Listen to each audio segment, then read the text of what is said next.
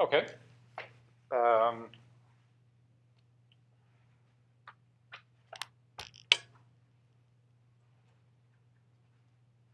did I manage to set my marker down somewhere? All right, so the question is, what's happening during the heart cycle, and you wanted movement of ions? I'm trying to remember how much we said about ryanodine receptors in the heart, but we'll go through the EKG cycle. Maybe it'll jog my memory how much we talked about.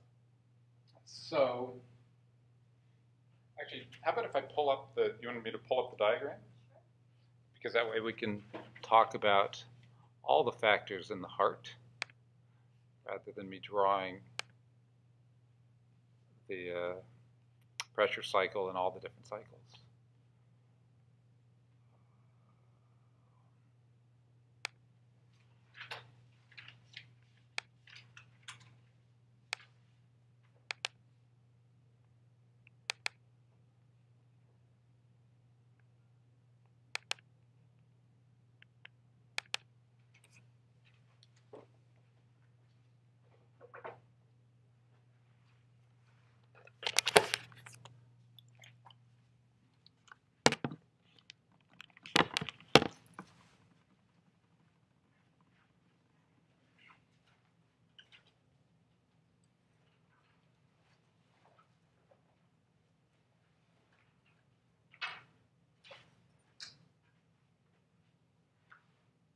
I'll be right back.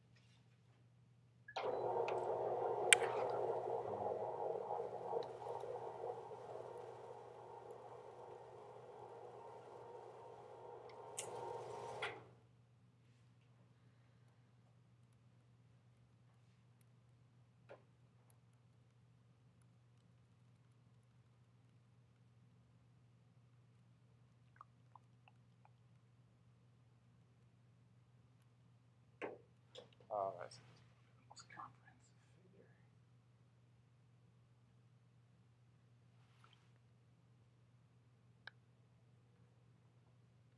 Actually, let's do this.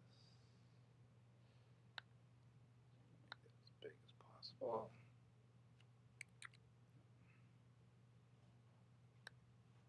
Okay, so the things that I focused on here were some of the pressure differences and how they relate to flow.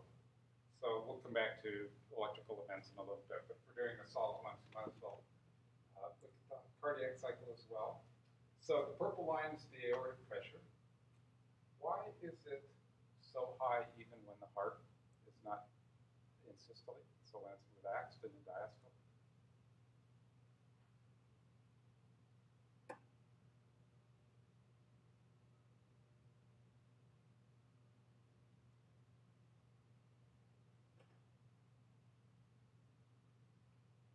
And I'll give you a clinical problem, hardening of the arteries. So why would that be a problem for circulation?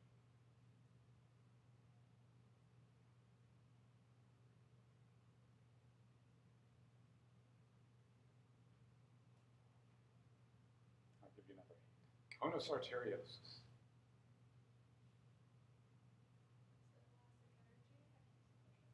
Yeah.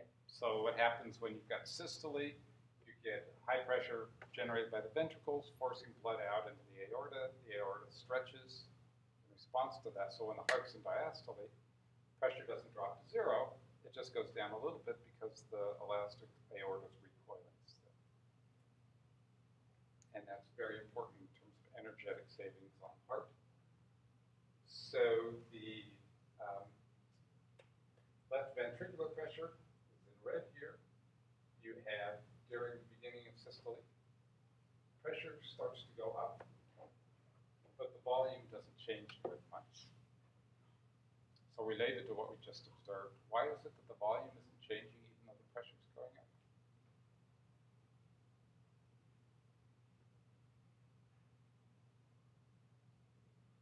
I'll phrase it slightly differently. Why isn't any blood leaving the left ventricle even though the pressure is increasing?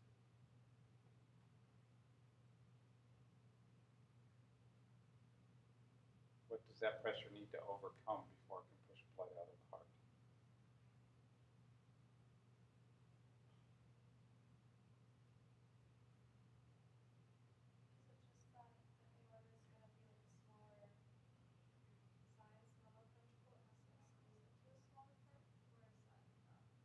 Well, that makes a little bit of a difference in terms of resistance, but think about it in terms of pressure.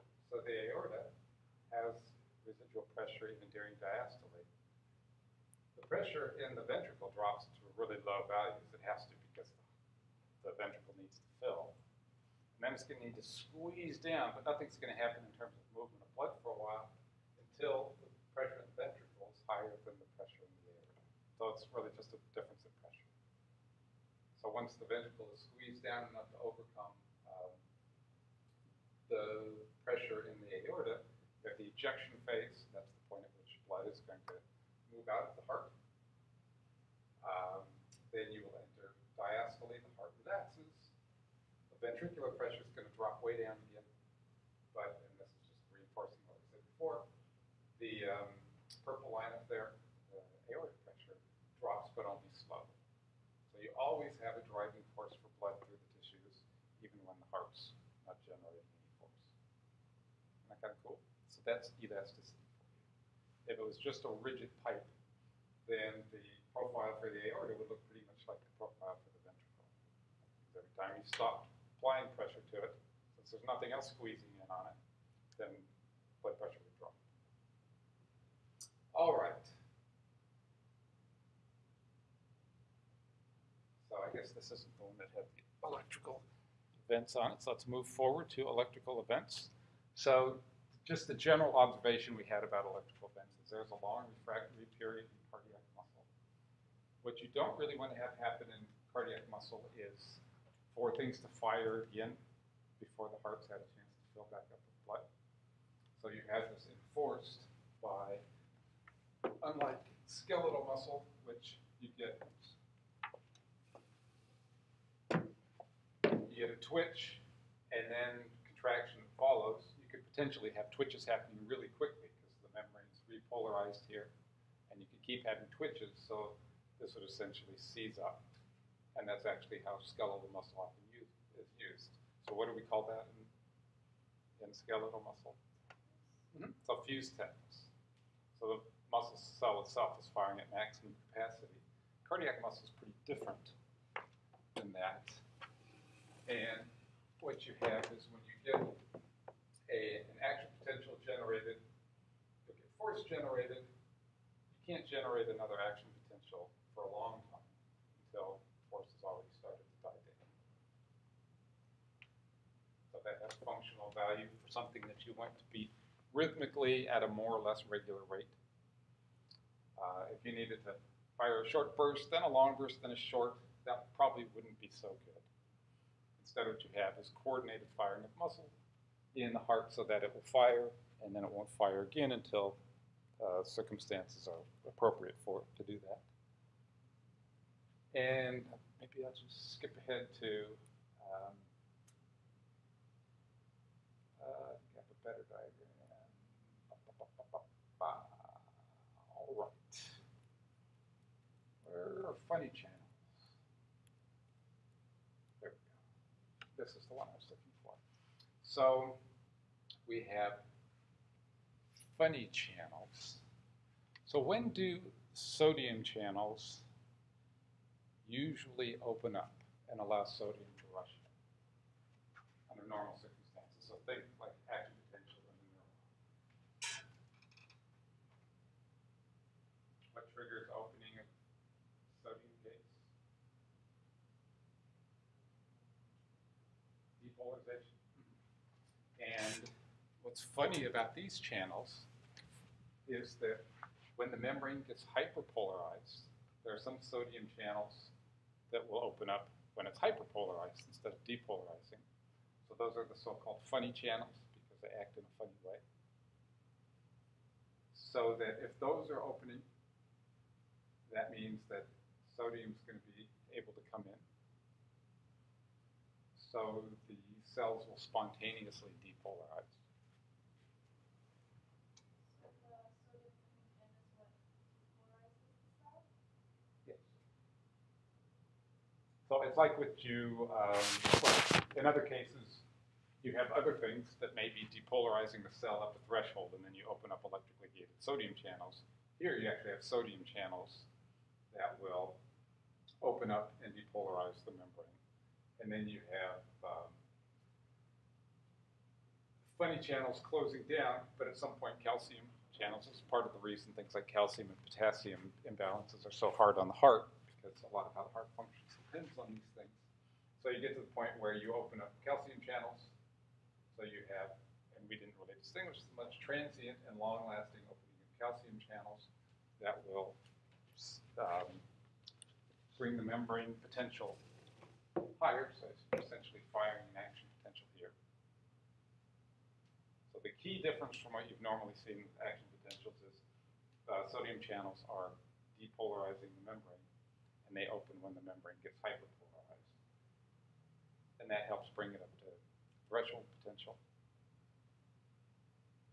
And then at that point, it begins to look more like regular action potentials, but calcium has a bigger role. Calcium rushes in, point, then potassium ions rush out, you hyperpolarize. Here's funny channels again. So the slow depolarization. The reason it's called a pacemaker is that this will happen at a particular rate. So once you hyperpolarize the membrane, then you're automatically going to start letting sodium ions come in through the funny channels. And there are different ways that you can influence the rate at which that happens. So if you make it a little easier for sodium to come in, so you open more funny channels, what's that going to do to heart rate? It will increase. So without any kind of external input, the heart's going to continue to beat in a cycle. Because these things, whenever you have a heartbeat or action potential, you're going to open slow or funny channels, and then the whole process will start again, but you can vary the rate at which that happens. So they describe that as pacemaker potential. There are lots of cells. There are other kinds of cells that do this. Smooth muscle cells will spontaneously depolarize. Cardiac muscle cells will spontaneously depolarize. But there are some cardiac muscle cells that depolarize more readily than others. And what are the